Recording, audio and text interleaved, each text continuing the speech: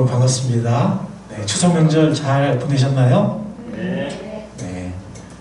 하나님 은혜로 또 잘 쉬고 또 좋은 충전 시간을 가진 것 같습니다. 오늘 하나님 앞에 이렇게 또 예배드리게 된 것을 정말 기쁨으로 생각합니다. 몇 가지 우리 교회 광고를 저는 보도록 하겠습니다. 우리가 그 마스크를 비축하기로 몇 주 전에 제가 말씀을 드렸었는데, 만일의 사태 때 이웃을 우리가 잘 섬기기 위해서, 또 만일의 사태가 아니라 하더라도 여전히 우리 주위에는 소외된 사람들이 있습니다. 그래서 우리가 마스크를 각 가정마다 비축을 할 수 있기를 바랍니다. 어떤 시점에서 교회적으로 모으도록 하겠습니다. 그때까지는 여러분들이 매달 일정액을 마스크를 이렇게 비축을 하시길 바랍니다. 통합의 결과를 주님께서 성길 가운데 이끌어 주시기를 계속 기도하는 우리가 될 수 있기를 바랍니다. 그래서 제 기도로는 한 2주 안에 결정이 됐으면 좋겠습니다. 그래서 계속 여러분들 이제 마지막까지 또 하나님이 어떤 결과를 주시든 최선의 결과를 주실 거 믿고 열심히 또 기도를 마지막까지 했으면 좋겠습니다. 행복일 공부가 또 귀하게 쓰임받을 수 있도록 또 인도하는 사람들, 인도받는 사람들 또 은혜 가운데 축복 가운데 함께 할 수 있도록 기도하시기 바랍니다. 우리가 코로나 기간이 지속되면서 뉴 노멀의 시대가 되고 있습니다. 다시 말해서 코로나와 함께 사는 것이 이제 우리의 일상이 되는 이런 시대에 살고 있는데, 우리가 자녀들과 함께 좀 더 많은 시간을 보내게 되었는데, 우리가 참 뭐라 해야 될까요? 우리 육신이 저렇게 발동하기 쉬운데, 정말 우리가 영적으로 자녀들과 함께 영적인 생활을 하면서 또 자녀들의 본을 잘 볼 수 있도록 우리가 기도해야 되겠습니다. 그런 우리 모든 가정들이 될 수 있기를 바랍니다. 오늘 예배를 위해서 우리 박지훈 목사님 나오셔서 계기도 인도해 주시겠습니다.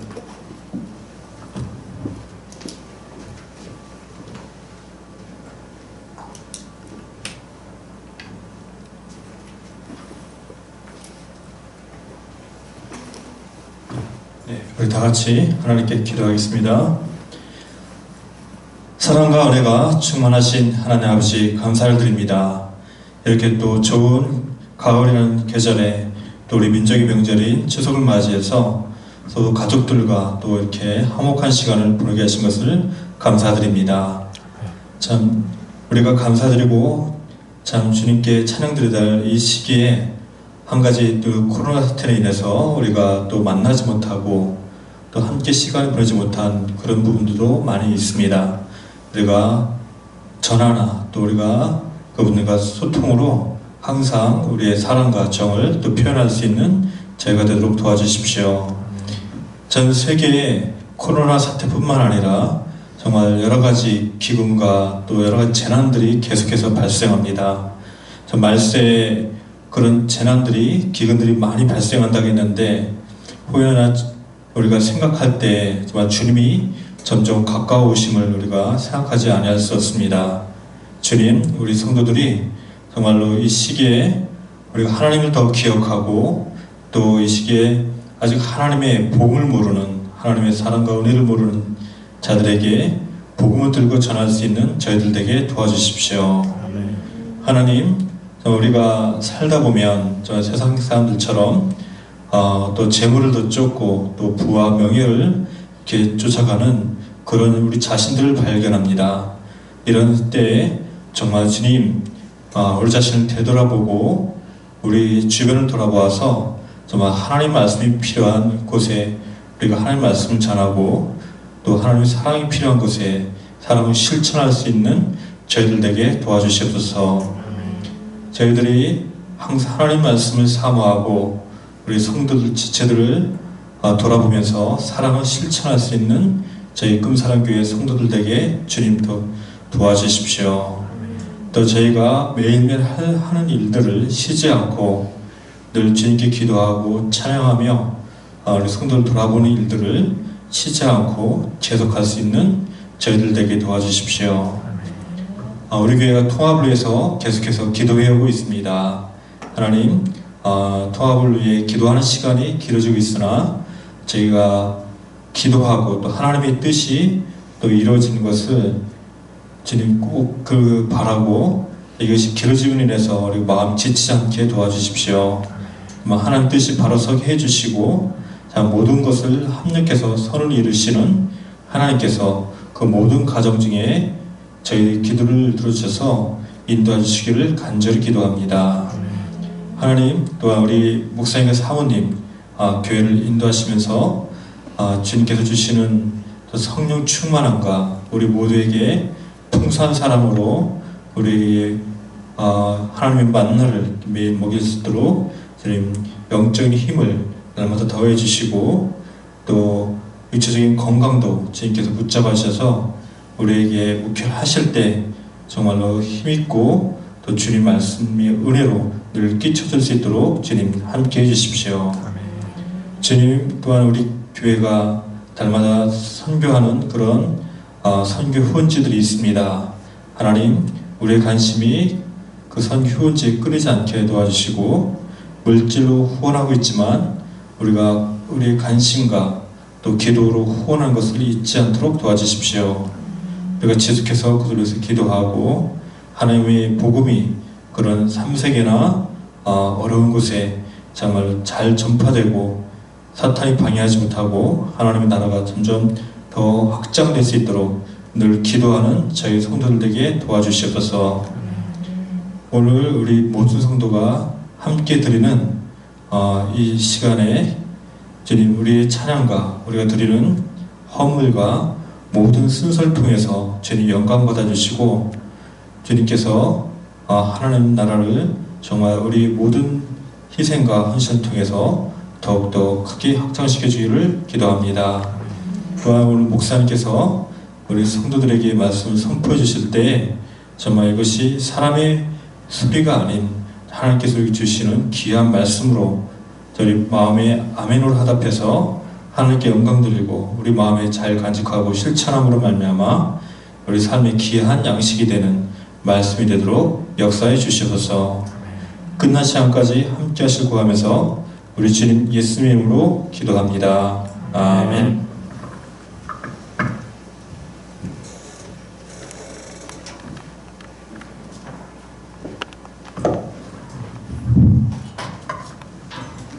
추석 명절 잘 보내셨나요? 네, 함께 주님을 찬양하겠습니다.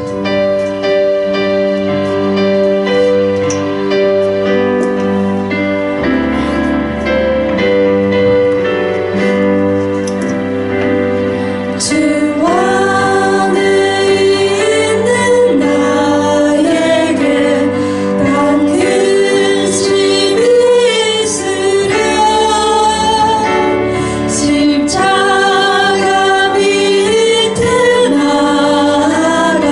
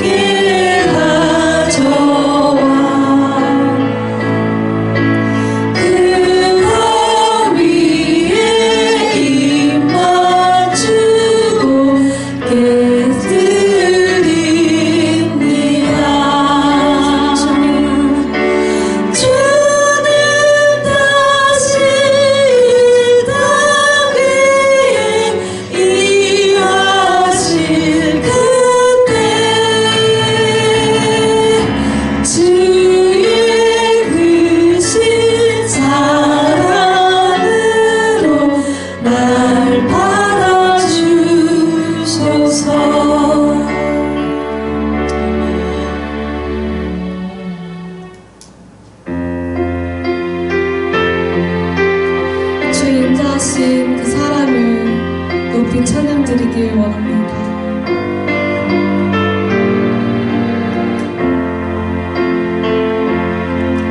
주님 다시 그 사랑이 내 생명보다 나으며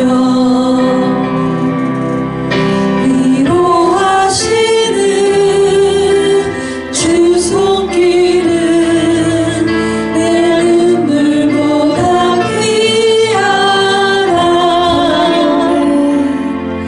변함이 없는 주임대가 내 근심보다 가깝고 주님을 의신 그 보혈은 내 상처보다 진하다. 결국 내 주님과 함께 사는 것 나의 영원한 소원. 주의 아름다움 안에 사는 것 나의 영원한 기쁨. 주인 자신 그 사랑이 내 생명보다 나으며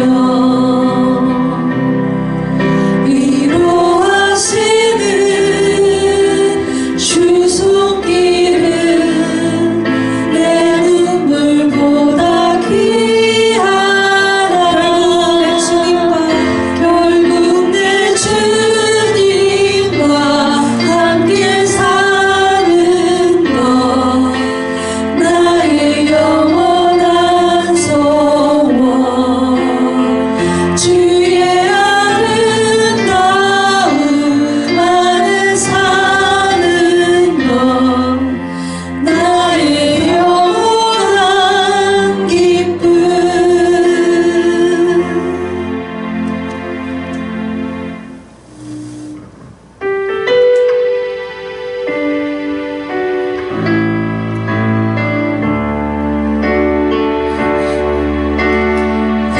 화려하지 않아도 정결하게 사는 삶. 가진 것이 적어도 감사하며 사는 삶. 내게 주신 작은 힘 나눠주며 사는 삶. 이것이 나의 삶의 행복이라오. 눈물 날일 많지만 기도할 수 있는 것. 억울한 일 많으나 주를 위해 참는 것. 비록 짧은 작은 삶 주 뜻대로 사는 것. 이것이 나의 삶의 행복이라오. 이것이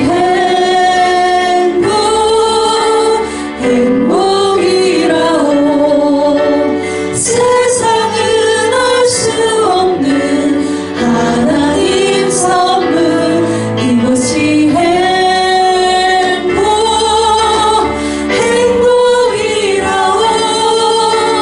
하나님의 자녀로 살아가는 것. 이것이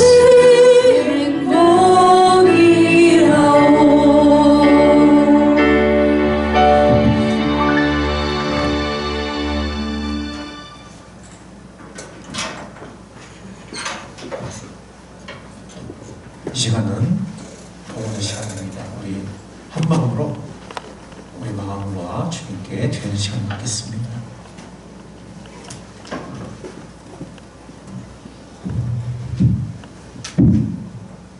참 좋으신 하나님, 이 시간 정성을 모아 하나님께 헌금을 드립니다. 우리의 모든 것은 주님의 것이고 허락하신 것들이며 마땅히 드려야 할 것임을 잊지 않는 금산학교에 되게 하소서. 마음을 다해 드리는 예물을 통해 하나님 영광 받으시고 이 예물이 주님께서 기뻐하시는 곳에 사용되게 하옵소서. 예수님 이름으로 기도드립니다. 아멘. 이 시간에는 간증 시간을 갖도록 하겠습니다. 우리 기도팀장, 우리 파수꾼 기도팀장이신 오윤수 자매님 나오셔서 4기 우리 파수꾼 기도를 돌아보면서 잠깐 하나님께 영광 돌리는 간증을 하시도록 하겠습니다. 올라오셔도 돼요. 안녕하세요. 안녕하세요. 매번 올라올 때 이렇게 떨리는지. 저는 사기 파수꾼 기도를 마치면서 제가 느낀 거라든가 이런 걸 그냥 간증하러 나왔는데요. 이번 사기 파수꾼 기도 같은 경우에는 코로나 때문에 좀 많이 힘든 기수였던 것 같아요. 그냥 많은 기도 제목도 좀 1, 2, 3기보다는 적은 것지만 또 응답은 많이 받았던 기수이기도 했고요. 네, 저는 1, 2, 3, 4기를 겪으면서 제가 느낀 거는 그냥 기도를 할 때마다 바로 하나님께서 응답을 안 주시면 저는 그게 너무 실망스러운 거예요. 그리고 서운하기도 하고 왜 내가 이렇게 맨날 하나님께 정말 나 기도를 열심히 했는데 왜 나한테 응답을 주지 않으실까라는 생각도 좀 많이 하게 됐었는데 1, 2, 3, 4기를 돌아보면서 제가 기도드렸던 게 응답을 많이 받았더라고요. 근데 그게 제가 원할 때 응답을 주시는 것 같진 않아요. 그러니까 그 때라는 게 있는 것 같아요. 하나님께서 그 때가 됐을 때 응답을 주신다는 것을 좀 저는 느꼈던 것 같아요. 그러니까 기도를 여지껏 사실은 제가 신앙생활을 여기 와서 제대로 하는 거잖아요. 그 전에는 잘 못했던 거고, 그래서 제가 기도 응답을 받거나 이러는 게 당연한 것처럼 받아들이기도 했었거든요. 근데 지금 이걸 1기, 2기, 3기, 4기 오면서 그때 제가 막 기도를 드렸던 게 바로바로 이루어지진 않았지만 또 제가 원하는 대로 이루어진 건 없지만 어쨌든 다 이루어졌더라고요. 근데 그것들이 다 하나님이 그러니까 하나님이 그 때를 주시는 것 같아요. 그리고 제가 원하는 방법이 아니라 하나님께서 원하시는 방법으로 기도 응답을 주셨던 것 같아요. 그러니까 그런 것들을 겪으면서 너무 실망할 필요도 없고 정말 기도를 열심히 하다 보면 언젠가 그 때가 되면 하나님께서 그 길을 주시는구나라는 걸 많이 느꼈던 것 같고요. 그래서 이번에도 사실 저 공공임대 안 주셨어요. 근데 더 좋은 거 주시리라는 믿음이 있으니까. 근데 이제 그러면서 이 파수꾼 기도가 정말 중요하구나라는 거를 왜 느꼈냐면 제가 만약에 이 파수꾼 기도를 하지 않았으면 이렇게 열심히 또 기도를 하지 않았을 거예요. 근데 정말 이 파수꾼 기도를 하면서 때가 되면 또 이렇게 저한테 응답을 주신다는 걸 알았잖아요. 그러면서 여러분들도 그러니까 기도가 지금 안 이루어졌다고 서운해 하시지 마시고 파수꾼 기도에 오셔서 같이 오랫동안 기도를 같이 했으면 좋겠고요. 그러니까 오기 때는 다 같이 모여서 좀 열심히 내서 기도를 했으면 좋겠습니다. 그러니까 사기 때는 너무 솔직히 출석률이 너무 저조해서 오기 때는 많은 분이 참석했으면 좋겠고 출석률도 좋았으면 좋겠다라는 생각을 많이 했고요. 그래서 오기 때는 출석률 좋으신 분을 뽑아서 선물 드리는 방법도 생각하고 있으니까 오기 때 여러분 열심히 같이 기도하기를 원합니다. 감사합니다.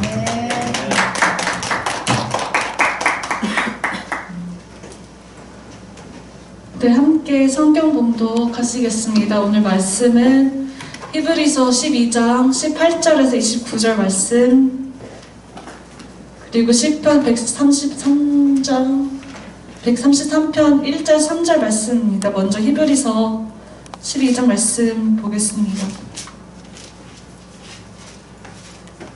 18절에서 29절 말씀 교대로 읽고 마지막 절 합독하시겠습니다. 여러분이 나아가서 이른 곳은 신의 산 같은 곳이 아닙니다. 곧 만져볼 수 있고 불이 타오르고 흑암과 침침함이 뒤덮고 폭풍이 일고 나팔이 울리고 무서운 말소리가 들리는 그러한 곳이 아닙니다. 그 말소리를 들은 사람들은 자기들에게 더 말씀하시지 않기를 간청하였습니다. 비록 짐승이라도 그 산에 닿으면 돌로 쳐 죽여야 한다 하신 명령을 그들이 견뎌내지 못했기 때문입니다. 그 광경이 얼마나 무서웠던지 모세도 말하기를 나는 두려워서 떨린다 하였습니다. 그러나 여러분이 나아가서 이른 곳은 시온산 곧 살아계신 하나님의 도성인 하늘의 예루살렘입니다. 여러분은 축하 행사에 모인 수많은 천사들과 하늘에 등록된 장자들의 집회와 만민의 심판자이신 하나님과 완전하게 된 의인의 영들과 새 언약의 중재자이신 예수와 그가 뿌리신 피 앞에 나왔습니다. 그 피는 아벨의 피보다 더 훌륭하게 말해줍니다. 여러분이 말씀하시는 분을 거역하지 않도록 조심하십시오. 그 사람들이 땅에서 경고하는 사람을 거역하였을 때 그 벌을 피할 수 없었거든. 하물며 우리가 하늘로부터 경고하시는 분을 배척하면 더욱더 피할 길이 없지 않겠습니까? 그때에는 그 음성이 땅을 뒤흔들었지만 이번에는 그가 약속하기를 내가 한 번 더 땅뿐만 아니라 하늘까지도 흔들겠다 하셨습니다. 이 한 번 더라는 말은 흔들리는 것들, 곧 피조물들을 없애버리는 것을 뜻합니다. 그렇게 하는 것은 흔들리지 않는 것들이 남아있게 하시려는 것입니다. 그러므로 우리는 흔들리지 않는 나라를 받으니 감사를 드립시다. 그리하여 경건함과 두려움으로 하나님이 기뻐하시도록 그를 섬깁시다. 우리 하나님은 태워 없애는 불이십니다. 아멘. 다음은 시편 133편 함께 읽도록 하겠습니다.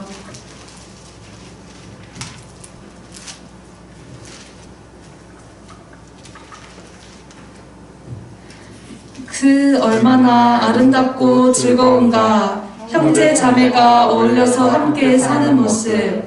머리 위에 부은 보배로운 기름이 수염 곧 아론의 수염을 타고 흘러서 그 옷깃까지 흘러내림 같고 헤르몬의 이슬이 시온산에 내림과 같구나. 주님께서 그곳에서 복을 약속하셨으니 그 복은 곧 영생이다. 아멘.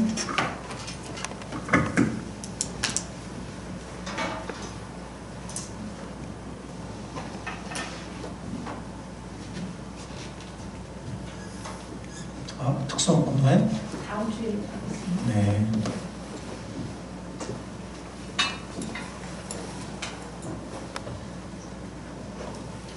죄송합니다. 전 특성을 하는 줄 알고. 네. 네, 감사합니다. 이 시간 우리 기도하고 하나님 더 귀한 말씀 나눈 시간을 갖도록 하겠습니다. 하나님 감사합니다. 저희가 감사가 마땅함은 하나님께서 우리가 비록 주님 앞에 신실하지 못할지라도 주님은 늘 우리에게 진실함과 의로움과 은혜로움으로 함께해 주신 것을 인하여 우리 주님 당신께서 우리의 구원자시고 주님이심을 다시 한번 진심으로 감사를 드립니다. 하나님, 우리가 당신의 그 높고 깊고 넓고 영원한 그 사랑을 아직도 극히 일부 밖에는 알고 누리지 못하지만 또 실천하지 못하지만 하나님, 우리가 주님의 그 의로움과 거룩하신 주님의 구원과 주님의 은혜 가운데서 성장하기를 원합니다. 주님, 우리를 계속해서 성장시켜 주시고 변화시켜 주십시오. 세상의 술에 취하는 그런 삶이 아니라 성령 충만한 삶이 되도록 우리를 도와 주십시오. 이 시간 저희가 드리는 예배가 하나님 앞에 신령과 진정으로 드리는 성령의 도우심을 힘입어 진실함과 하나님의 진리의 이끌림을 받는 우리의 전심을 다하는 예배 될 수 있게 함께하여 주옵소서. 이 시간 말씀 예배를 드리곤 합니다. 우리의 헌물과 기도와 찬양을 받으신 주님, 이 시간 우리 모두가 살아있는 예배자들이 되어서 이 말씀의 예배 시간도 우리 모두가 진정한 말씀의 예배자가 되게 하시고, 특별히 말씀을 순종하고 실천함으로 살아있는 예배가 우리 삶 가운데 지속될 수 있게 주의 성령으로 함께하여 주옵소서. 시종을 주님께 의뢰하며 예수님 귀하신 이름으로 기도했사옵나이다. 아멘. 오늘 우리는 코로나 사태가 우리에게 알게 한 것 두 번째 시간을 갖도록 하겠습니다. 우리가 저번에 첫 번째 코로나 사태가 우리가 알게 한 것은 우리가 비상사태에 더할 수 있듯이 하나님과 개인적으로 동행하고 하나님을 순종하는, 하나님과 동행하는 삶이 얼마나 중요한가. 그래서 우리가 정말 이런 때 우리가 그런 삶을 훈련해야 하고, 그렇다면 우리는 이 어려운 때, 이 특별한 때에 오히려 더 특별한 훈련, 특별한 은혜를 경험할 수 있다는 것이었습니다. 오늘 두 번째 코로나 사태가 우리에게 알게 한 것을 생각해 보도록 하겠습니다. 5년 동안 회집 예배를 드리지 못하는 상황에서 저는 이런 얘기들을 들었어요. 어떤 자매님이 그런 얘기를 했습니다. 목사님, 너무 힘들어요.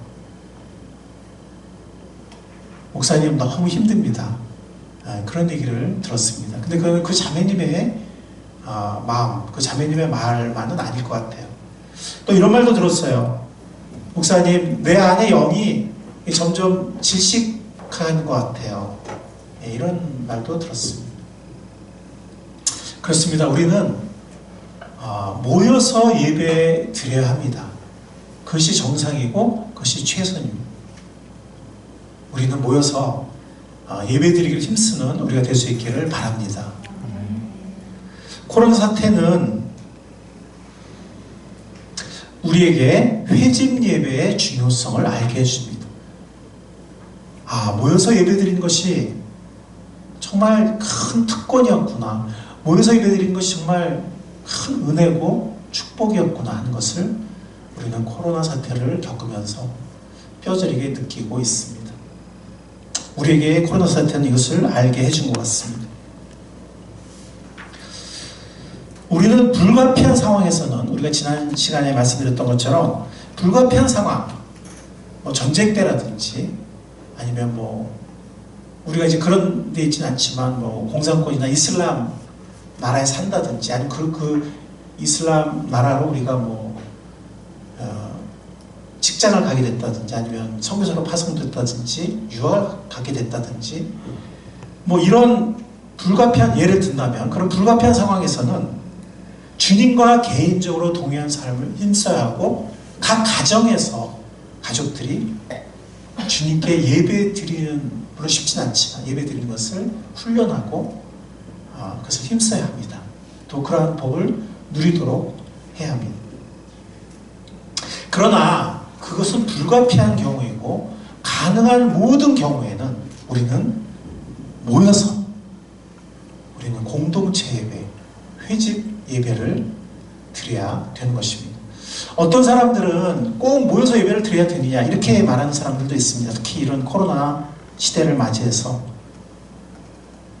말이 좀 그렇군요. 어쨌든 이 코로나 시대, 뉴 노멀의 시대, 이 코로나라는 이 병원, 이 바이러스와 또 이 상황과 함께 살아야 되는 이 시대에는 꼭 모여서 예배를 드려야 하는가, 이렇게 말하는 사람들도 있습니다. 장소가 중요하지 않은 거 아닌가? 이렇게 말하는 사람들이 있습니다. 근데 아까도 제가 말씀드린 것처럼 우리가 모여서 예배드리지 않을 때 많은 성도들이 믿음이 약해지고, 또 특별히 새신자들이, 새가족들이 주님에게서부터 점점 멀어지는 그런 일들이 여러 교회, 많은 교회들에서 많은 경우에 벌어지고 있습니다. 어떤 사람들은 인터넷 예배나 영상 예배를 드리면 되지 않느냐, 꼭 모여서 예배를 드려야 되느냐, 뭐 이렇게 말하는 사람들도 있습니다. 그러면서 요한복음 4장 21절을 인용하기도 합니다. 이 요한복음 4장 21절을 보면 어떤 말씀이냐면,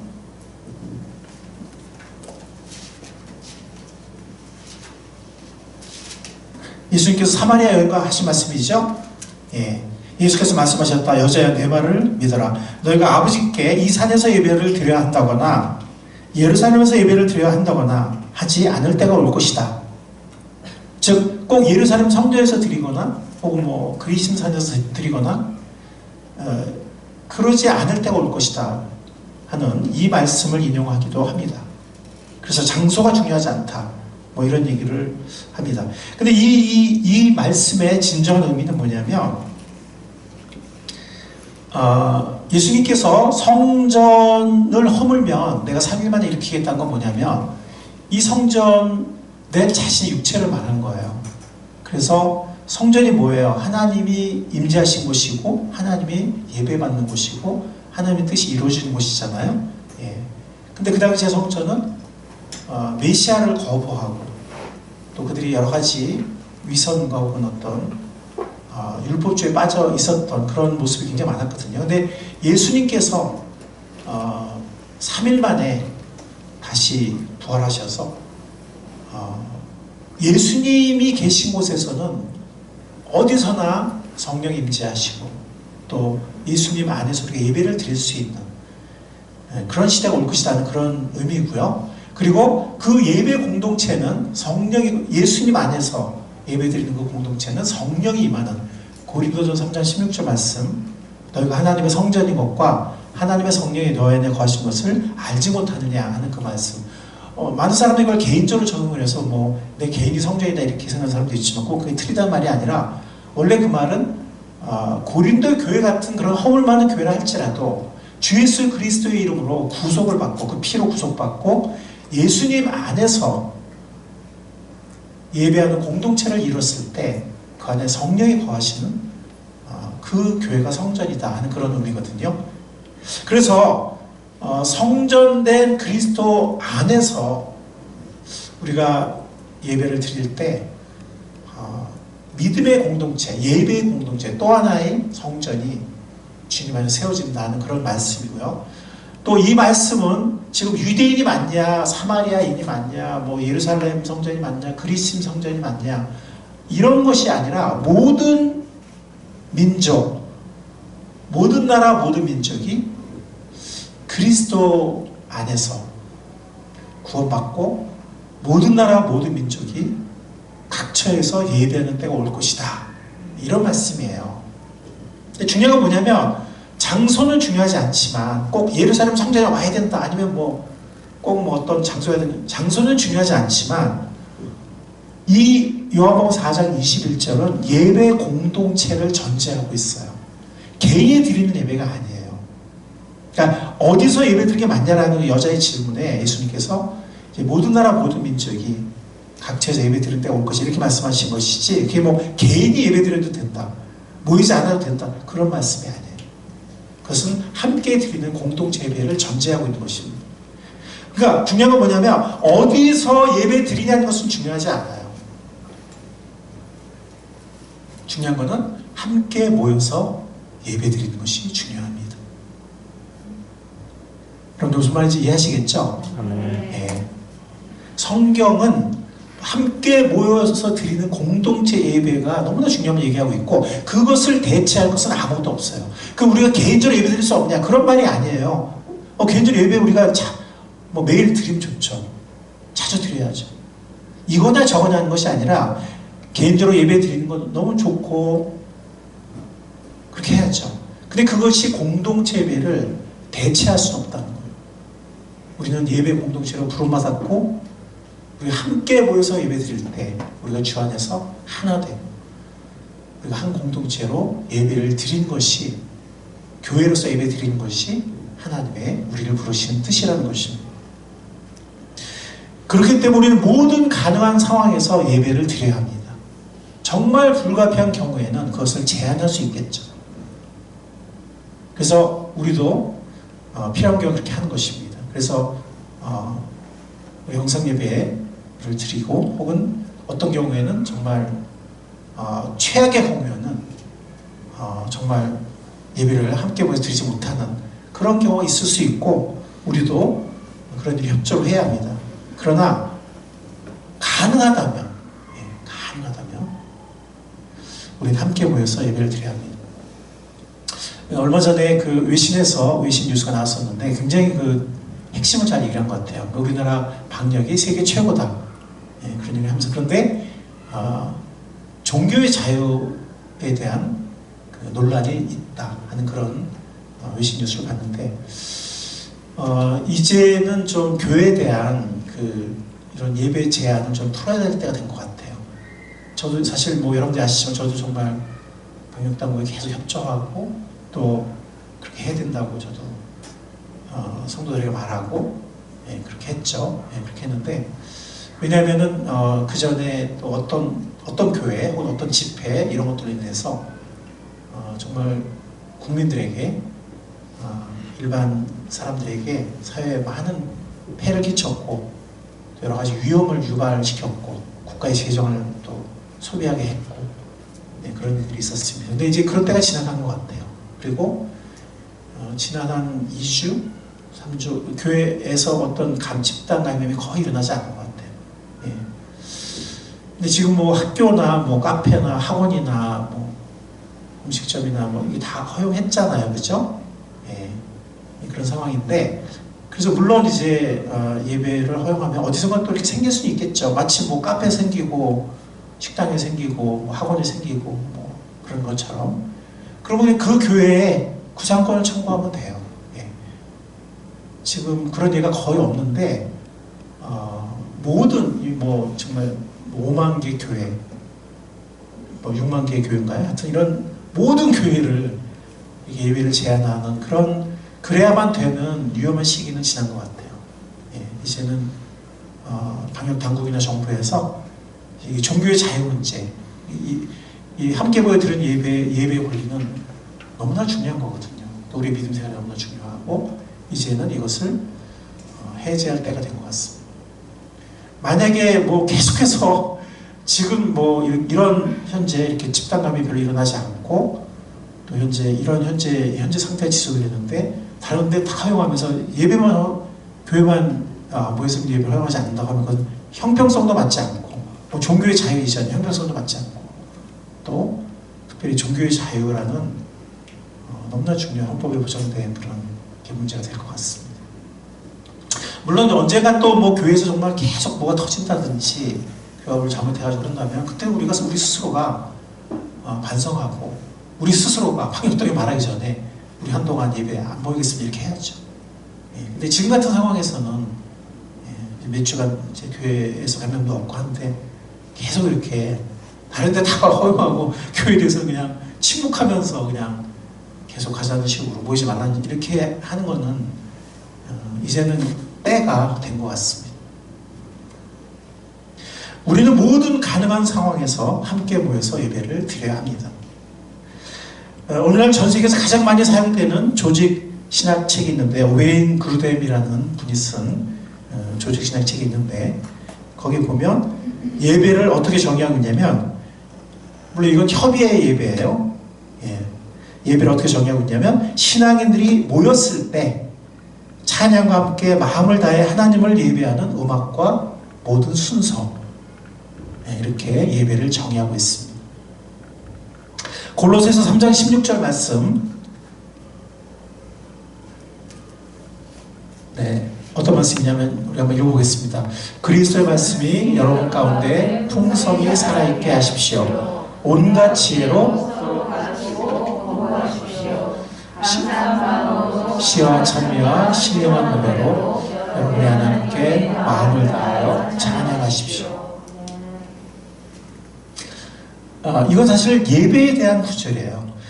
신약성경, 구약성경이나 신약성경에 예배에 대한 구절이 생각보다 그렇게 많지가 않아요. 그 있지만 뭐 여러 구절이 있긴 한데 그 중에 하나입니다. 여러분 가운데 이 말씀이 있는 것이 예배고 그래서 뭐든지 여러 피차 가르치고 권고하라 그랬습니다. 어떤 의미에서는 아까 우리 우자매님이 간증도 했지만 물론 이제 이 하나님 말씀을 가르치는 것은 쉽지 않은 일이고 또 굉장히 전문적인 일이기 때문에 이제 목회자가 최종 책임을 져야 하지만 사실은 우리 성도들도 가르칠 수 있는 거죠. 예를 들어서 우리 상공도도 앞으로 또 저만이 아니라 어떤 분들이 또 가르치는 때가 빨리 왔으면 좋겠어요. 또 제가 없을 때는 또 말씀을 또 우리 평신을 전할 수도 있고 또 어떻게 보면은 이 간증이 또 서로 권고한 거거든요. 하나님 말씀 안에서. 그래서 우리 성도들도 어떤 경우에는 말씀을 짧게나마 이렇게 권면할 수 있는 또 간증할 수 있는 그렇게 되는 것이 사실은 그게 초대교회의 모습이고 그것이 바로 성숙한 이상적인 교회의 모습이기도 합니다. 그 다음에 보면 감사한 마음으로 찬양하라고 했죠. 시와 참여와 신령한 노래로 마음을 다하여 찬양하십시오. 여기 보면 여러분 가운데 서로 여러분의 하나님께 이거는 공동체 예배를 전제하고 있습니다. 다시 한번 말씀드리지만 우리가 개인적으로 가정 예배 드리는 거 너무 좋은 일이에요. 권장한 일입니다. 그것은 어떤 서로 어떤 배척되는 문제가 아니라 다 좋은 거죠. 그러나 그것이 교회가 함께 모여서 드리는 회집 예배를 대체할 수 없어요. 히브리서 말씀 오늘 우리가 본문 말씀이죠. 여러분들이 히브리 10장을 좀 펴시길 바랍니다. 본문 말씀.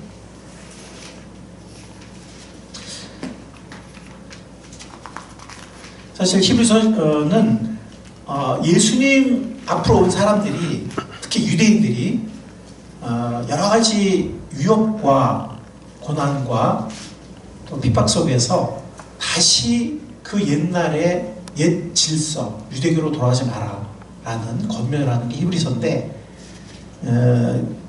그런 권면이 앞뒤에 있고 오늘 본문 말씀은 옛 언약과 새 언약을 비교하고 있어요. 그래서 18절부터 22절까지는 옛날의 그 옛 언약의 모습, 신의 산의 모습을 말하고 있어요. 율법 아래 있는 좀 열심히 노력하지만 정말 율법을 지킬 수 없고 그럴 때 하나님의 어떤 이런 엄위한 심판의 이미지들이 있는 신의 산의 모습이 있고 22절부터는 새 언약에 속한 우리가 새 언약의 은혜를 받은 우리가 어느 곳에 이르렀는가 하는 것을 말하고 있는데 이것은 개인이 아니에요. 그냥 혼자 하나님 앞에 나간다가 아니라 수많은 사람들이 모인 예배의 공동체를 여기서 그리고 있습니다. 그래서 그것을 이제 22절, 24절이 핵심적으로 보여주고 있는데 그러나 여러분이 나아가서 이룬 것은 시온산. 이 시온산은 그 물리적인 산이 아니고요. 곧 살아계신 하나님의 도성인 하늘의 예루살렘입니다. 여러분은 축하 행사에 모인 수많은 천사들과 하늘에 등록된 장자들의 집회와 만민의 심판자이신 하나님과 완전하게 된 의인의 영들과 새 언약의 중재자이신 예수와 그가 뿌리신 피 앞에 나왔다. 여러분들은 그 옛날에 율법 앞에 신의 산 앞에 간 것이 아니다. 여러분들은 이 진정한 시온산인 하늘의 예루살렘과 이런 공동체와 또 예수님과 그 피 앞에 우리 나온 것이다. 우리는 새 언약의 사람들이다 라고 말하고 있습니다. 자, 여기서 조금 어려운 문구가 몇 개 있는데요. 일단 시온산, 이것은 하늘의 예루살렘을 말하는데 그럼 하늘의 예루살렘이 뭐냐면 하늘의 예루살렘은 지금 뭐 자세히 설명은 또 길어지니까 하늘의 예루살렘은 계시록에도 나오지만 이것은 구원받은 성도들이 살게 되는 영원한 하나님의 나라예요. 구원받은 하나님의 사람들이 살게 되는 영원한 하나님의 나라, 하나님의 도성입니다. 근데 이것은 이미와 아직, 이미와 아직이라는 것은 우리가 이 종말을 생각할 때 굉장히 중요한 개념인데 즉 우리는 이미 하나님 나라와 구원과 종말에 들어가 있다. 그러나 완성된 것은 아니다. 완성은 종국에 될 것이다. 마지막에 될 것이다 하는 이미와 아직. 이미 시작됐고 이미 들어와 있지만 아직 완성된 건 아니다. 즉 우리는 이 하늘의 예루살렘 시온산에 이미 와 있어요. 그러나 우리가 아직은 온전히 누리고 있지는 못해요. 우리가 이 육신 안에 거하고 있고 아직 부활하지 못했고 또 타락한 이 육신들을 갖고 있는 이 사람들 사이에서 우리가 살고 있기 때문에 그러나 이미 들어와 있어요. 우리가 이 공동체에 와 있다는 거죠. 공동체의 일원이 됐다는 거죠. 근데 여기 보면 축하 행사란 말이 나오잖아요. 축하 행사란 말이 나오는데 이 원어를 보면 이것은 종교의 축제, 구약에서 말하는 뭐 여러 유월절이나 많은 그 종교적 축제가 있잖아요. 그 종교적 축제와 예배 때 사용하는 말이에요. 어떤 기쁨의 예배, 기쁨의 예배와 축제를 말하는 것이 바로 이 축하 행사예요. 즉 이 수많은 천군 천사가 그냥 뭐 세상 뭐 대학 축제처럼 막 놀고 막 이러려고 천군 천사 모였다는 게 아니라 하나님을 찬양하고 예배드리기 위해서. 근데 천군 천사만이 아니라 구원받은 모든 사람들이. 바로 이것이 축하 행사라는 겁니다. 축하 예배.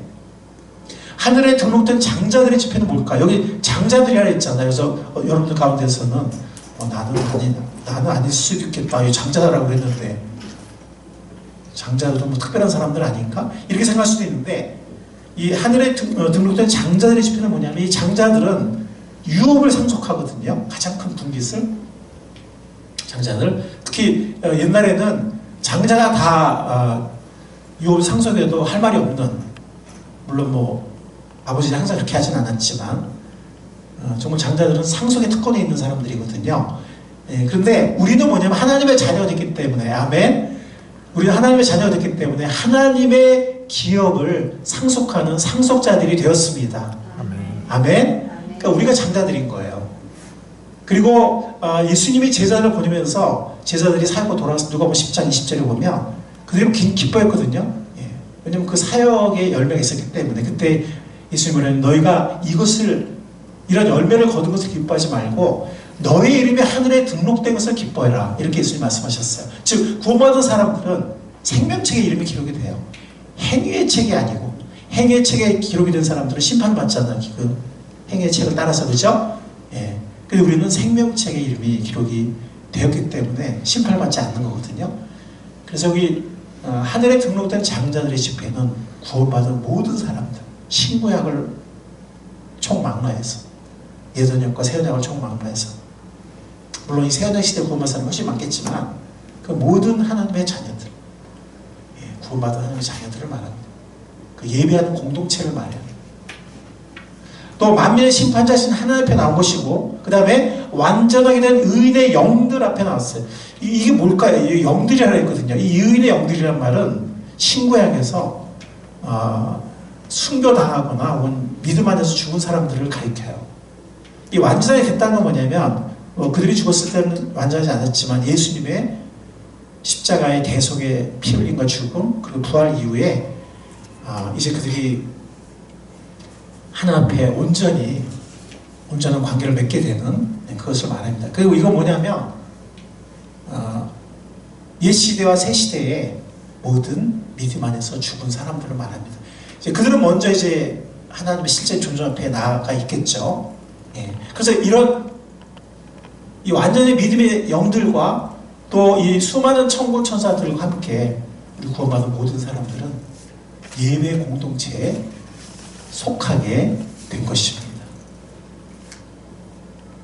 우리를 부르셔서 수많은 천군 천사들과 영광의 천사들과 또 이미 죽어서 하나님 앞에 가 있는 모든 귀한 믿음의 선지들과 함께 하늘에 이름이 기록된 하나님의 자녀로서 함께 모여 이 귀한 하나님을 찬양하는 예배 공동체에 속하게 해주신 하나님께 진심으로 감사를 드립니다. 여기는 개인적인 거는 없어요. 우리가 이 공동체에 속했다는 거, 이 예배 공동체에 속했다는 거.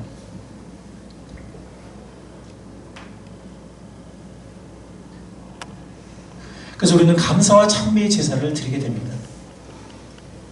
우리는 구원받고 하나님의 자녀로서 모든 기업을 누리는 공동체에 속해 있을 뿐만 아니라 천군 천사들과 믿음의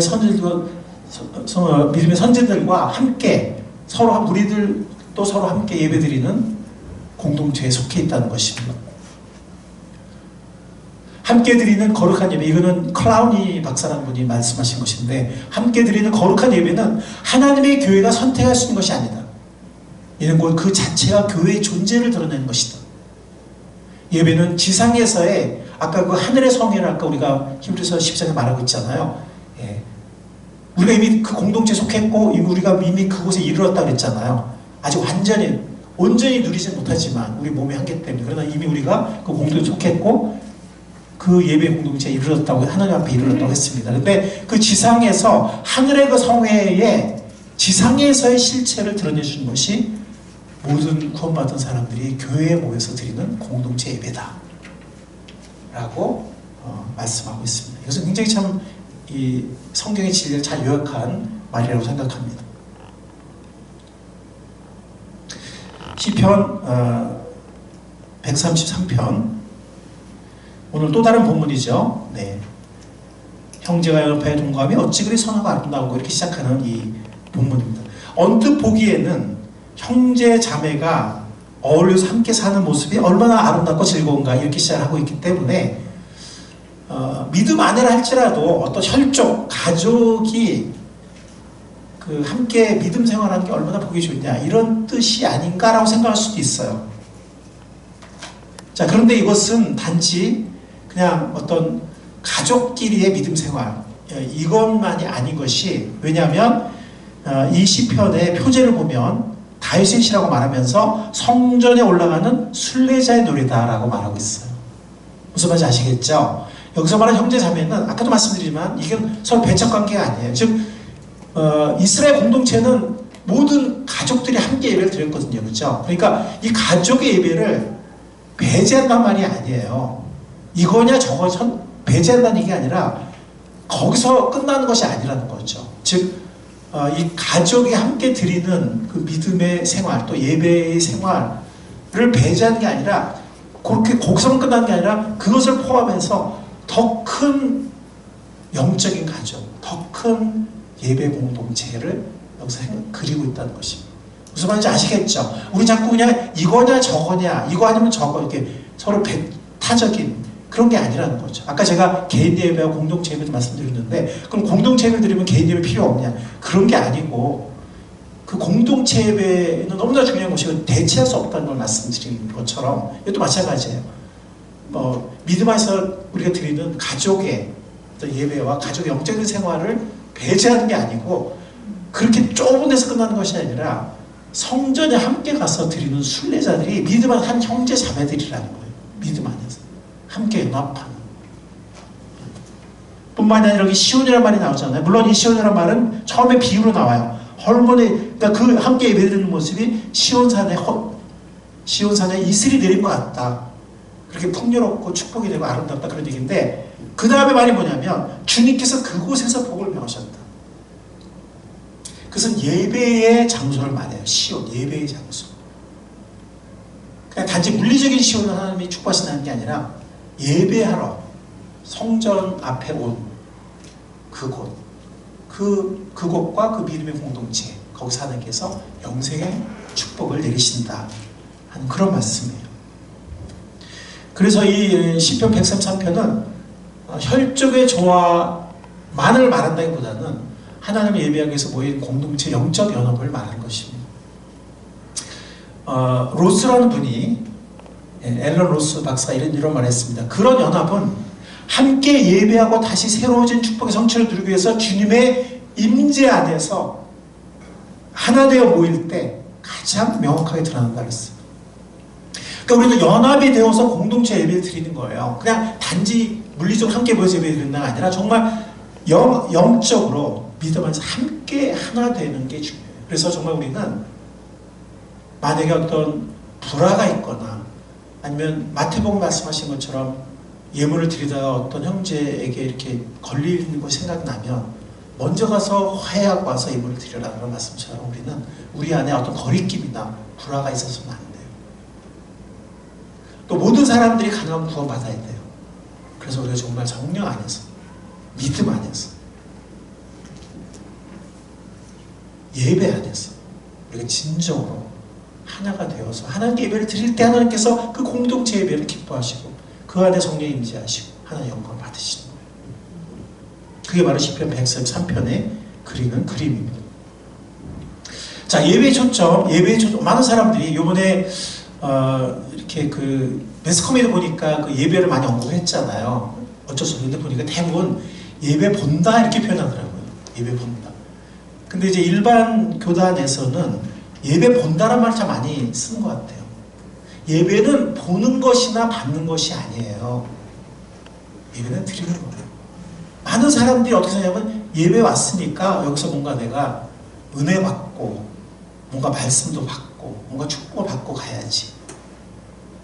어떤 교회는 뭐 우리 교회는 뭐 축도를 안 하지만 어떤 교회는 막 예수 축도를 하면은 밖에서 막 다른 부서 섬기는 봉사를 하던 사람들이 축도 시간만큼 와서 머리를 들이민다고 그래요. 네? 왜냐면 목사님의 손에서 막 복이 떨어지니까 그거 갖고 간다고. 그러니까 많은 사람들이 예배를 이렇게 본다. 네. 그러니까 여기서 찬양 인도하고 말씀 전하면 이렇게 그냥 보고서 혹은 아니면 뭐 뭔가 받아서 가려고. 네. 이렇게 생각한다면 그것은 잘못된 것입니다. 예배의 초점은 드리는 거예요. 아멘. 찬양을 드리고 우리의 마음과 허물을 드리고 또 말씀을 들었을 때 우리가 회개와 순종의 결심을 드리고 아멘.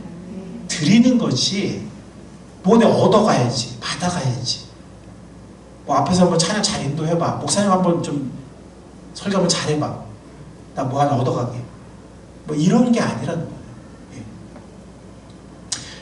예배는 드리는 것이고 우리의 찬양과 경배, 우리의 감사, 헌신과 순종 모든 걸 드리는 거기 때문에 예배는 우리 모두가 예배자가 되는 거예요. 이 앞에 나온 사람만 예배를 뭐 이끌어 그런 것이 아니라 우리 모두가 예배자가 되는 거예요. 우리가 이 매 순간에 우리의 마음, 우리의 생각, 우리의 묵상, 우리의 결심, 우리의 회개, 우리의 마음, 우리의 찬양, 우리의 기도, 우리의 결단, 말씀을 듣고자 하는 우리의 태도, 우리의 말씀을 들었을 때 결단, 예. 이런 모든 것들이 우리의 예배 행위예요. 우리 모두가 예배자들이라는 거예요. 예배 행위자들이라는 거예요. 이 앞에 나온 사람만 예배를 이끌고 그런 게 아니라는 거예요. 예배의 은혜와 축복은 결과일 뿐이에요. 우리가 그렇게 예배를 드리면 자연스럽게 이런 결과가 와요. 근데 이런 걸 얻으려고 예배에 오면 이거 벌써 잘못된 거예요. 그러면 이제는 뭐 찬양 실수했네? 뭐 찬양, 저 찬양 왜 저거 올랐지? 뭐 저 예배 찬양 뭐 잘하나? 오늘 찬양 뭐 어땠나? 아니면 뭐 설교 오늘 뭐 목사님 잘하셨나? 뭐 이렇게 아니면 옆에 있는 사람 저 사람 왜 저라? 뭐 이런 식으로 자꾸 사람을 보고 나한테 뭘 줬나? 이거는 예배의 초점이 잘못된 거죠. 예배 본질이 흐려진 거예요. 하나님은 예배받기에 합당하고 또한 예배받기를 원하시므로 우리 예배의 모든 순서는 우리 자신이나 우리의 복이나 우리 유익에 관심을 벗어는 안 되고 하나님께 누구한테요? 하나님께 초점을 맞추고 사람들로 하여금 하나님을 생각하게 해야 한다. 사람을 바라보는 우리가 되지 않기를 바랍니다. 서서 설교자 할지라도 설교 전하는 그 메시지에 초점을 맞추세요. 설교자에게 초점 맞추지 마시고 찬양도 마찬가지고 기도도 마찬가지고 그리고 앞에 나온 사람만 예배를 이끌어가는 게 아니라 우리 모두가 예배를 이끌어간다는 거. 무슨 말이냐면 저도 그냥 회중서 예배를 드릴 때도 있고 이 앞에서 할 때도 있지만 예배하는 사람들 때문에 이렇게 예배가 흐트러지거나 뭐 이렇게 이래서 뭐 딴짓하거나 아니면 뭐 졸거나 이런 사람 아니면 뭐 어떤 사람이 정말 이렇게 적극적으로 말씀을 듣거나 적극적으로 열심히 찬양하거나 아니면 아멘 그럴 때 은혜를 받아요. 근데 물론 그걸 보고서 하면 안 되지만 그냥 이렇게 나도 모르게 이렇게 보게 되거나 나도 모르게 듣게 됐을 때 그러니까 우리 모두가 예배자들이고 그 예배자들이 살아있을 때 그들이 모인 예배는 살아있는 예배가 돼요. 무슨 말이냐면 일주일 동안 막 죄도 짓고 아니면 뭐 그냥 막 이렇게 막 방탕하게 방종하고 살다가 늦게 오고 막 이런 회중 뭐 아멘도 별로 없고 막 이런 회중은 정말 그 어떤 찬양을 잘 인도하는 사람들이나 정말 그 말씀을 잘 전하는 사람이라 할지라도 정말 살아있는 예배로 만들기가 어렵습니다. 그래서 아까 가장 많은 조신의 많이 이용하는 그 조신의 책을 쓴 그 웨인 그리드 박사님도 그런 얘기를 했어요. 그러니까 많은 경우에 진정한 예배가 끝날 때 이루어진다는 거예요. 즉 말씀이 선포되고 말씀의 은혜를 받고 정말 이렇게 순종을 결단하고 그러면서 정말 진정으로 찬양을 부를 그때쯤 가서 예배가 막 본격적으로 하나님께 드려질 시간 때 또 끝난다는 거예요. 처음부터 그런 뜨거운 예배가 근데 그거 왜 그러냐면 준비가 안 돼 있고 마음이 냉랭하고 막 엉망으로 살다 와서 늦게 오고 막 그러니까 끝날 때쯤 돼서 비로소 좀 예배다운 예배를 드릴 때쯤 끝난다는 거예요. 많은 개신교 예배들이. 그분이 그 책에서 그런 얘기를 해요. 그래서 그렇게 되지 않기 위해서는 정말 그 시작부터 뜨거운 예배가 되기 위해서 우리는 평상시에 정말 예배자로 살고 또 토요일부터 예배를 준비하고 일찍 와서 또 우리가 마음을 준비하고 그리고 우리 모두가 다 살아있는 예배자들이 되어서 능동적인 예배자들이 되어서 우리 한 사람 한 사람들이 살아있는 예배를 드릴 때 처음부터 아예 말씀 전하기 전부터도 뜨거운 예배가 이루어질 수 있다. 그런 얘기를 합니다. 시편 22편 3절에 보면 어떤 말씀이 있냐면 이스라엘의 찬송 중에 거하시는 주여 주는 거룩하시니이다 했습니다. 하나님은 우리의 찬송 중에 거하십니다. 이 찬송은 예배를 상징하는 거예요. 네. 정말 어떻게 보면 말씀은 그 끝부분에서 예배가 주로 이루어져요. 또 말씀에 대한 순종과 결단. 근데 이 찬양은 처음부터 끝까지가 다 예배예요. 그 찬양은 너무 중요해요. 찬양은 너무 중요해요. 사실 초대교회는 말씀을 전하는 시간보다 제가 시간 제공은 아니지만 그 못지않게 찬양하고 기도하는 시간이 더 많았던 것 같아요.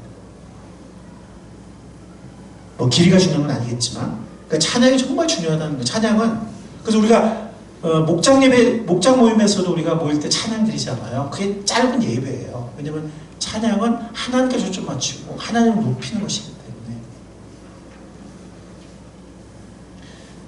스바냐서 여러분들 아시죠? 너희 하나님 여호와가 너희 가운데 계시니 그는 구원을 베푸실 전능자시라. 그가 너를 보고 기쁨을 이기지 못하시며 너를 잠잠히 사랑하시며 즐거이 부르며 기뻐하실 것이라는 그래서 예배의 본질은요. 웨인 그린 박사 이런 얘기를 했는데 우리가 하나님을 사랑하며 그를 찬양할 때 찬양하면서 우리가 알아야 될 것이 뭐냐면 우리가 하나님을 사랑하면서 그분을 찬양할 때 그것이 하나님께 큰 기쁨과 즐거움을 가져다 드린다는 것.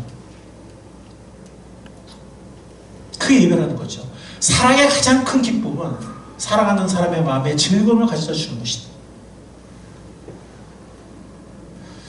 그래서 우리가 정말 기뻐하고 감사하면서 때로는 회개하면서 우리의 마음을 다해서 찬양을 드릴 때 하나님을 사랑하는 마음으로 찬양을 드릴 때 하나님이 너무나 기뻐하신다는 거예요. 그게 예배예요. 그게.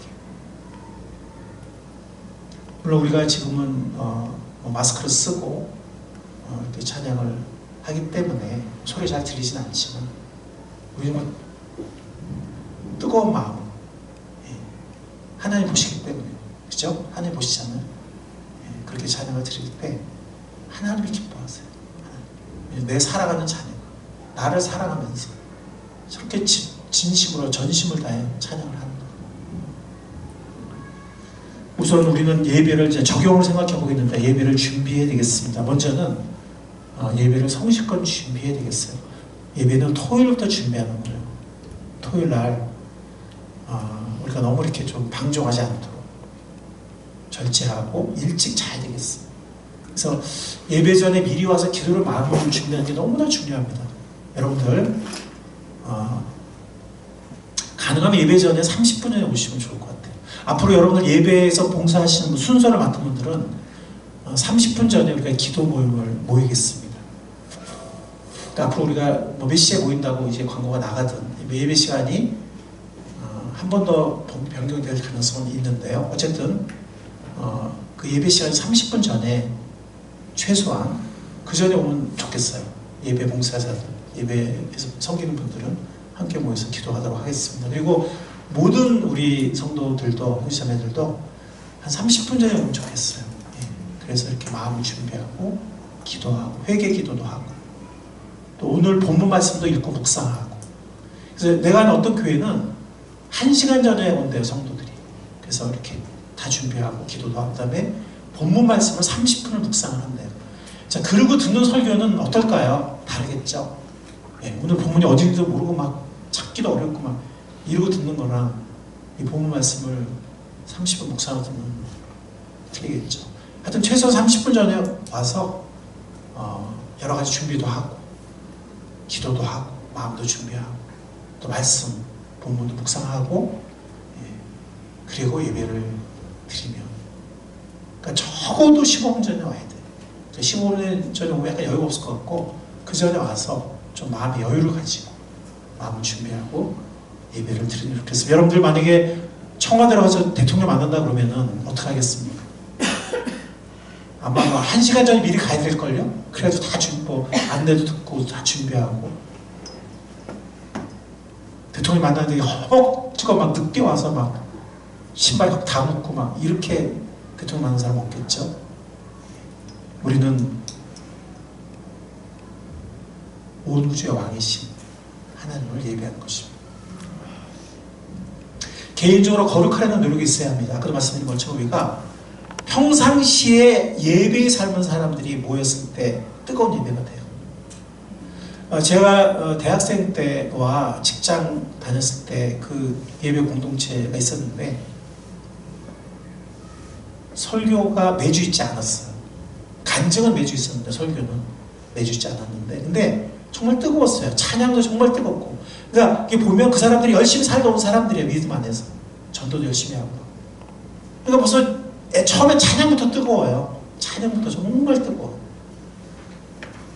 네. 뭐 설교는 있는 날도 있고 없는 날도 있고 이제 그랬는데 그래서 정말 우리가 개인적으로 거룩해지려는 노력이 있어야 됩니다. 평상시에 우리가 주님을 동요하면서 예배의 삶을, 말씀에 순종한 삶을 살려 물론 완벽할 수는 없겠지만 그런 삶을 애쓰고 그리고 우리가 예배 드리기 전에 기도할 때 이거 대표 기도 하시는 분 제가 몇 번 얘기를 했는데 좀 이렇게 이 대표 기도 자리에서 그렇게 중보 기도를 하다 보면 이게 길어지잖아요. 근데 우리가 이게 계획 기도잖아요. 그러니까 꼭 필요한 중보 기도 할 수 있는데 좀 우리가 예배자의 자세 좀 이렇게 회개의 기도라든가 또 우리가 모든 순서에 어떤 우리가 좀 예배자로서 준비되어 임할 수 있도록 좀 그런 기도를 꼭 좀 했으면 좋겠어요. 그런 기도를 설교자를 위한 기도 그 중에 일부겠지만 지금 너무 이렇게 설교에만 맞춰서 기도를 하거든요. 근데 찬양, 헌물, 하여튼 모든 거 기도 이런 모든 것들에 우리가 정말 이렇게 구경만 하는 게 아니라 뜨거운 그런 예배자를 동참할 수 있도록 또 그 전에 우리가 우리 마음이 깨끗해지도록 준비되도록 이런 기도를 꼭 했으면 좋겠고 개인적으로도 이런 기도를 했으면 좋겠고 이렇게 하나님의 역사를 성령의 함께 하심을 사모하는 기도 이런 사모하는 기도가 굉장히 중요한 준비 기도입니다. 그래서 평상시에 그런 예배자성을 살고 또 이런 준비 기도를 하고 만약에 필요하다면 어떤 형제자매와 화해를 하는 이루고 우리가 예배를 드린다면 정말 살아있는 예배가 될 것이고 하나님이 정말 기뻐 받으시는 예배가 될 것입니다. 영적으로 살아있는 예배자들이 모일 때 생동감 있는 예배를 드릴 수 있다 하는 겁니다. 그러니까 이 죽어 축 처진 사람들이 모였을 때 이 찬양팀과 설교자가 한 1m 뛰면 나중에 한 5cm, 10cm 뛸 거예요. 끝날 때쯤. 얼마나 힘들어요, 서로. 그렇죠? 그래서 우리 각자가 살아있는 예배자로서 모일 때 또 예배자만 잘 못 살았다 그러면 일찍 와서 회개 기도를 해야죠. 그러면서 하나님의 예수 그리스도의 은혜를 정말 더 깊이 경험하고 통회하는 마음으로 예배에 들어가면 그것도 정말 살아있는 예배가 돼요. 물론 승리의 삶을 사는 게 중요하지만 그런 사람들도 있지만 때로는 우리가 정말 실패하다 올 수도 있잖아요. 그렇죠? 그렇다고 해서 그 예배는 항상 실패한 예배는 아니에요. 우리가 정말 통회하는 마음으로 드릴 때 하나님이 그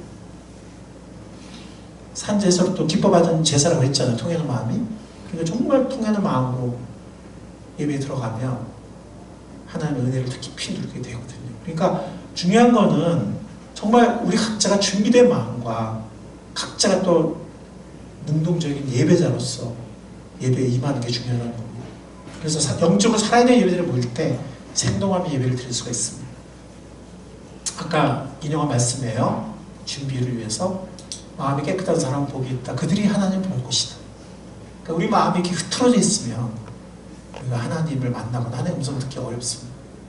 그래서 우리 예배 전에 우리 마음을 정결하게 해야 합니다. 야고보서 4장 8절 하나님께로 가까이 가십시오. 그러면 하나님께서 가까이 오실 것입니다. 하나님께 가까이 가는 게 중요한데 그러려면 우리가 우리 마음 깨끗하게 돼요. 죄인들이여 손을 깨끗하게 하십시오. 두 마음을 품은 사람들이요 마음을 순결하게 하십시오. 우리 세상 사랑하는 마음과 또 하나님께 예배하는 마음과 이 같이 있을 수 없거든요. 우리 마음을 깨끗하게 해야 됩니다. 그렇게 하나님께 가까이 가면 주님께서 가까이 오셔서 예배를 온전히 받으시고 또 우리에게 예배의 은혜를 주실 것입니다. 예배 드릴 때는 신령한 진정으로 드리라는 말씀이 있죠. 그렇죠? 이건 뭐냐면 영과 진리라고 번역할 수도 있어요. 영과 진리로 드린다. 즉 육적으로만 겉으로만 드리는 것이 아니라 우리의 진정한 영혼을 다해서 마음을 다해서 또 진리의 성령의 조명하심 깨우치심을 따라서 그 성령의 조명과 도우심을 힘입어 진실과 전심으로 드리는 것이 바로 신령과 진정으로 드리는 예배고요. 그럴 때 우리가 초자연적인 생명의 충만함을 경험할 수 있습니다. 그 다음에 이 찬양은요 하나님만 의식하면서 드려야 돼요. 하나님만 의식하면서. 근데 우리는 유교 문화가 아직도 남아가지고 자꾸 남을 의식하는 것 같아요. 남을 의식하는 것. 근데 사실 시편을 보면 기쁨으로 찬양하면서 손을 들거나 춤을 췄어요. 그러니까 예를 들어서 자 우리 다 같이 읽어볼까요? 이 생명 다하도록 주님을 찬양하렵니다. 내가 손을 들어서 주님의 이름을 찬양하렵니다. 이건 이제 한 군데 인용한 건데 이 손을 들어서 찬양한다는 게 시편에 한 열 몇 군데 나오더라고요. 특히 우리가 지금은 마스크를 쓰고 크게 못하잖아요. 그죠? 좀 이렇게 손도 들고 박수도 치고 예. 그러니까 그렇게 형식적으로 하라는 얘기가 아니라 아까 영과 진리라고 했죠. 그러니까 내 마음을 담아서 예. 사람이 마음이 있으면 이렇게 제스처가 나오잖아요. 그렇죠? 그러니까 좀 하나님 높이는 거예요. 예. 근데 어떤 사람들은 내가 이렇게 하면 사람들이 뒤에서 뭐라 그럴까 또 그 의식을 해. 다윗이 정말 하나님 앞에서 막 춤췄잖아요. 그러니까 미갈이 흉봤잖아요. 많은 사람들이 보고 있는데 왕이 춤추면서 막 속옷도 보이고 잘하고 있다 막 이랬단 말이에요. 근데 하나님은 기뻐하셨잖아요. 그죠? 다윗은 정말 하나님만 바라고 춤춘 거거든요. 왕이지만. 근데 우리는 전 이 유교문화 아직 남아가지고 자꾸 남이 뭐라고 볼까? 내가 뭔데 막 손을 들어. 내가 뭐 얼마나 뜨거운 사람이라고 뭐 손 들어. 자꾸 이렇게 남을 의식을 해요. 그렇게 하면 안 돼요. 하나님을 생각하면서 하나님을 높이는 마음으로 손도 들고 박수도 치고 때로는 좀 이렇게 춤도 추고 제가 미국 교회 갔을 때 정말 남부라서 굉장히 정말 분위기가 좀 정중하거든요. 근데 어떤 가족이 계속 이렇게 춤을 춰. 초등학생하고 이게 온 가족이 다 이렇게 찬양하는 거예요. 이렇게 춤이라는 게 뭐 무슨 K-pop 댄스 이렇게 꼭 쳐야 되는 건 아니잖아요. 그죠? 하나님 앞에. 그리고 꼭꼭 서 있으면 허리 아파요. 차라리 이렇게 정말 이렇게 좀 춤도 춰가면서 이렇게 손도 들어가면서 그렇게 겉을 꾸미라는 얘기가 아니라 정말 우리의 마음으로 우러나서 이렇게 하는 거예요. 그걸 너무 억지하지 마세요. 체면 때문에 남의 시선을 의식해서 그렇게 하지 마세요. 한 번도 안 해봤는데 뭐 옛날에 한 번도 뭐 기도는 한 번도 안 했다 했잖아요. 그죠? 옛날에 아멘도 하다 아멘도 하고 예수님께서 다 새롭게 하는 거죠. 자, 여기 보면 소고치고 춤추면서 주님을 찬양하고 현금을 뜯고 피리 불면서 주님을 찬양하여라. 여기 보면 춤추어 찬양하는 거예요. 네, 제가 언제 한번 이렇게 워십 댄스 한번 제가 한번 직접 제가 인도를 한번 할게요. 우리 다 같이 해봅시다. 네. 아멘. 아 진짜요. 제가 한번 워십 댄스 할 테니까 우리 다 같이 해봅시다. 네? 아 그리고 그때는 또 남자 무식하지 말아요. 그냥 주님만 생각하고 주님 앞에 어린아이처럼 다이처럼. 알겠죠? 네? 알겠죠? 아멘. 에이 내가 뭘 이렇게 절대로 하지 마세요. 그거 겸손이 아니에요. 겸손이 아니에요. 그건. 내 자아하고 내 고집이시 그거 겸손이 아니에요. 여기 시편 28편 찾아보지 않게 여기 보면 기도할 때 손을 들면 기도하고 또 부르짖는다만이 나와요. 통성기도는 마찬가지예요. 예? 형식이 돼가지고 그냥 맨날 통성기도하고 맨날 뭐 종땅 치고 막 이런 건 문제지만 내 마음이 통성기도를 하고 싶으면 통성기도 하는 거예요. 이 성서침례기는 통성기도 너무 안 해. 목장에서 모임이 기도하면은 어떤 때 막 하다 보면 아무도 안 하면 내 소리만 들으니까 나도 안 하게 돼.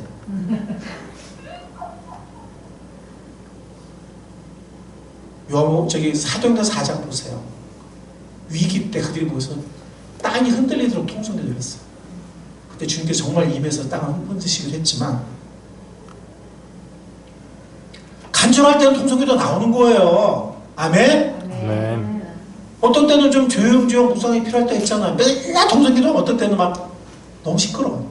그러니까 자유롭게 묵상기도가 필요하면 묵상기도를 하고 모자케 기도가 필요할 때 모자케 기도를 하고 돌아가면서 통성기도 필요할 때 통성기도 하고 아멘?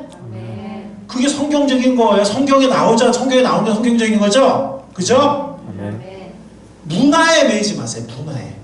이 성서침례교회는 미국 남부에서 와가지고 미국 남부가 굉장히 보수적이에요. 남성 중심적이고 백인 중심적이고 흑인 교회 가면은요, 예? 1시간 2시간 일어나서 흔들어요. 흑인 교회. 아멘으로. 백인 교회 하면 조용해. 그 조용한 문화가 온 거예요. 근데 거기 유교 문화랑 막 떨어져가지고 유교 문화 같이 떨어져가지고 체면 보고 아멘도 너무 안 해. 아니 우리 지금 아멘도 안 하고 찬양 열심히 안 하면 그럼 부경꾼 되는 거잖아요. 예? 마스크가 씌워놨는데 그만 이제 구경하는 거야. 관람하고 가는 거야. 오 잘하네 못하네 오늘은 몇 점 이러고 가는 거야. 완전히 그냥 관람객이야. 관람객. 저 여러분들 좀 손도 흘리고 손뼉도 치고 춤도 추고 아멘도 하고 해야 예배에 함께 예배 드리는 거잖아요. 아멘. 아멘. 그 다음에 이거 보세요. 한번 읽어봅시다. 영광스러운 그 이름을 영원토록 찬송합니다. 그 영광을 온 땅에 가득 채워주십시오. 아멘. 아멘.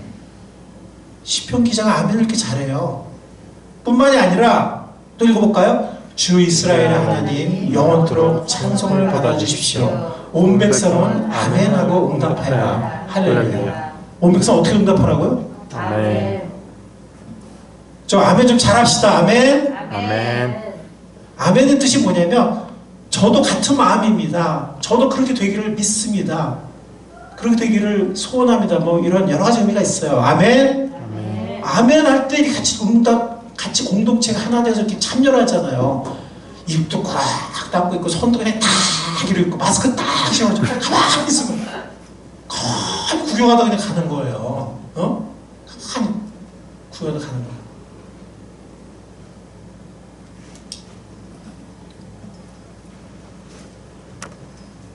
그래서 여기 나온 것처럼 찬양 드릴 때 정말 표현하세요. 찬양 드릴 때. 아니 K-팝도 뭐 노래할 때 막 댄스 하잖아요. 왜 하겠어요? 표현하는 거잖아. 국악에서도 이렇게 막 하잖아요. 왜 하겠어? 하는 거잖아. 그쵸? 찬양하는 거 가만히 기쁨이 있는 건지 회개가 있는 건지 그냥 가만히 앉아. 저 기쁨도 표현하고 회개도 표현하고 그죠? 내 마음이 답답할 때는 통성기도도 하고. 예? 왜냐면 주의 성령이 있는 곳에는 자유가 있다 했거든요. 왜 자꾸 우리가 얽매세요. 여러분들의 문화와 습관 때문에. 나 안 했었는데, 원래 안 하는 사람인데 바꾸면 되는 거지.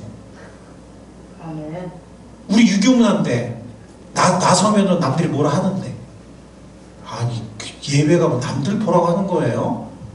하나님 보라고 하는 거지. 그러니까 남들 의식한 자체가 이게 예배가 초점이 잘못되어 있는 거예요. 그래서 정말 손을 들거나 때로는 춤추거나, 찬양 중에 혹은 기도, 찬양할 때도 아멘 하세요. 아멘? 아멘. 찬양할 때 아멘 하지 말라고 누가 그랬는데 성경에 나와요? 이스라엘 사람들은 찬양할 때 아멘 많이 했어요. 시편이 뭐예요? 찬양이잖아. 중간중간에 아멘이 얼마나 많이 나오는데. 기도 중에도 아멘하고. 같은 마음입니다. 나도 같이 기도합니다. 아멘. 말씀 드릴 때 그 말씀 제 마음에 공감이 갑니다. 은혜가 됩니다. 그렇게 살겠습니다. 아멘. 아멘? 아멘. 아멘 좀 많이 하세요. 아멘을. 옛날에 한번 우리가 꼭 그런 건 아닌데, 어떤 성서 침례교회 오면은, 외국의 선교사님들 오면은 되게 힘들대. 조용해가지고 뭐라 그러면 아무 반응도 없고. 뭐 성침만 그런 건 아니겠지만 그런 교회들이 있어요. 근데 성침 중에도 굉장히 뜨거운 교회가 또 있어요.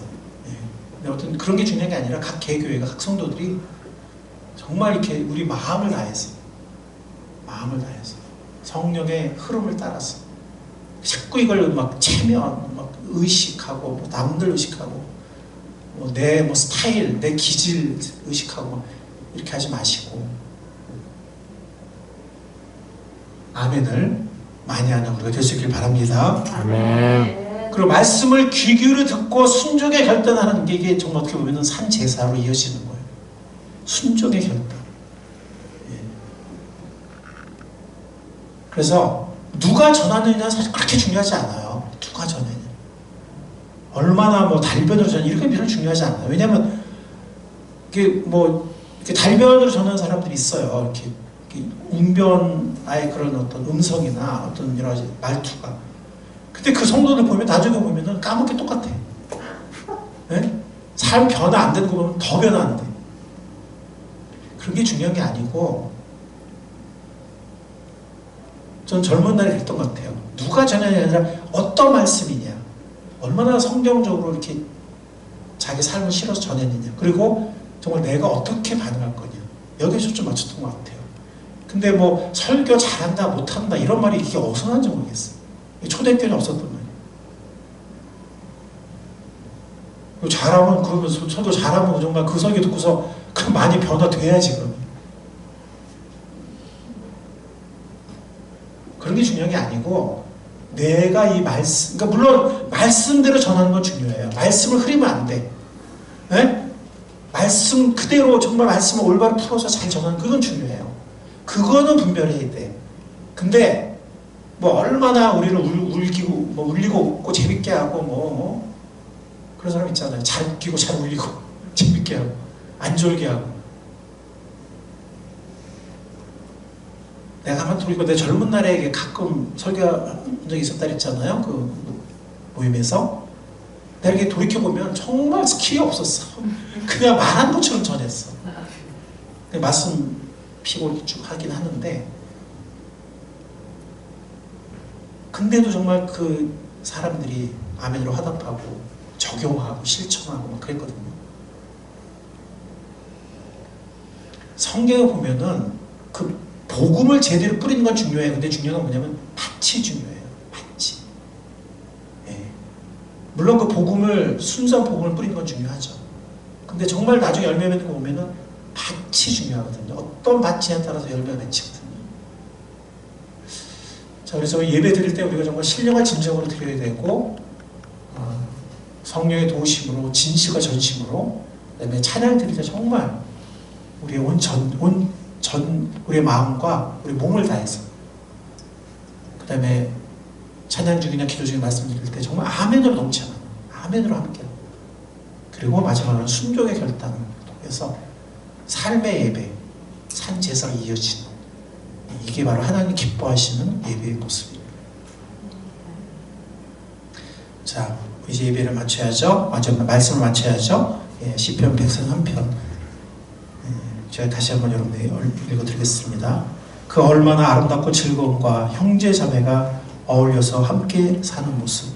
머리에 부은 보배로운 기름이 수염, 곧 아론의 수염을 다굴러서 그 옷깃까지 흘러내린 것 같고, 3절 같이 읽겠습니다. 헤르몬의 이슬이 시온산에 내린 것 같구나. 주님께서 그곳에서 복을 약속하셨으니 그 복은 영생입니다. 이 복이 우리의 생애 끝나는 날까지, 아니 영원한 하나님의 나라에 이르기까지 함께 믿음의 공동체, 예배의 공동체로 함께 예배드리는 이 축복이 계속되기를 주님의 이름으로 축원합니다. 아멘. 주님 감사합니다. 오늘 코로나 시대가 우리에게 알게 하는 두 번째 말씀을 나누었습니다. 주님, 이 코로나 시대는 함께 모여서 예배 드리는 것이 얼마나 큰 축복이었고 특권이었는지, 은혜였는지를 깨닫게 합니다. 하나님, 우리가 가능한 모든 상황이라면 우리가 힘써 모여서 공동체의 아름다운 복된 예배를 드릴 수 있도록 인도하여 주옵소서. 아멘. 오늘 우리가 말씀을 통해서 배운 것처럼 말씀에 나온 그 예배자들이 정말 때로는 손을 들고 때로는 아멘하고 때로는 춤을 추며 모든 악기를 다해서 전심으로 예배드렸던 것처럼 우리의 몸과 마음과 성품과 힘을 다해 예배드리는 우리가 될 수 있게 주 성령께서 함께 하시고 인도하여 주옵소서. 아멘. 우리의 말씀의 순종의 결단을 가지고 우리의 삶의 예배로, 살아있는 예배로 또 나아갈 수 있도록 주 성령께서 함께하여 주옵소서. 아멘. 감사하신 예수의 이름으로 기도했습니다. 아멘. 우리 다 같이 일어나셔서 찬송가 620장입니다. 찬송가 620장 뜻을 새감사 보겠습니다.